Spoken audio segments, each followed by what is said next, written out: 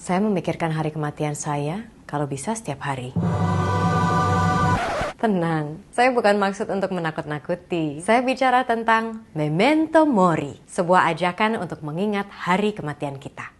Berpikir tentang hari kematian bisa membantu mendorong kita memakai waktu yang kita punya sekarang sebaik mungkin, sehingga hidup kita menjadi lebih berkesan dan berarti. Coba Anda bayangkan, minggu ini adalah minggu terakhir hidup Anda. Apa yang Anda akan lakukan? Anda tidak akan menyia-nyiakan waktu. Mungkin Anda akan bertanya, apa yang paling berharga dalam hidupku ya? Hidup seperti apa yang memuaskan batinku? Bagaimana aku bisa mencintai orang lain dan diri sendiri lebih baik ya?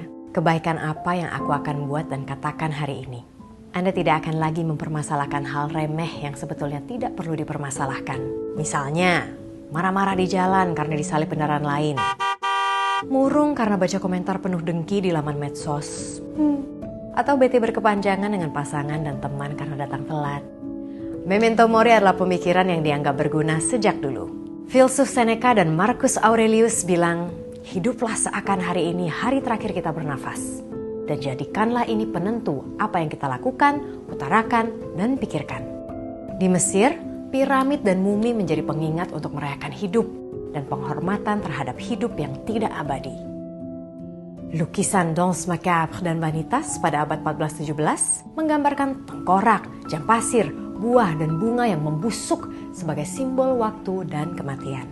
Tidak jarang pula orang zaman dulu sengaja naruh tengkorak di atas meja kerja.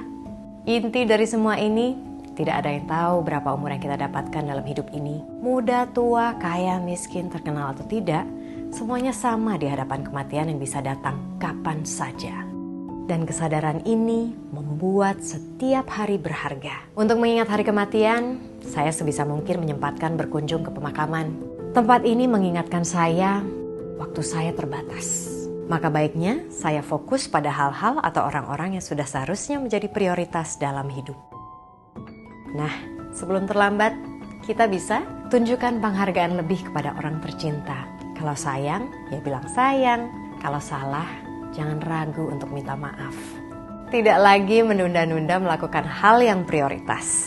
Karena sibuk dengan hal-hal yang tidak membawa manfaat dan kepuasan batin adalah distraksi terbesar dalam hidup. Minim stres, karena kita memutuskan untuk tidak lagi mempermasalahkan hal yang sebetulnya tidak perlu dipermasalahkan. Tabung lebih banyak pengalaman hidup. Karena pada akhirnya, ketika ajal menjemput, kita bukan apa yang kita miliki, melainkan kumpulan dari cerita dan pengalaman. Perlakukan waktu yang kita punya sekarang sebagai hadiah. Ingatlah hari kematianmu. Selamat menikmati hidup.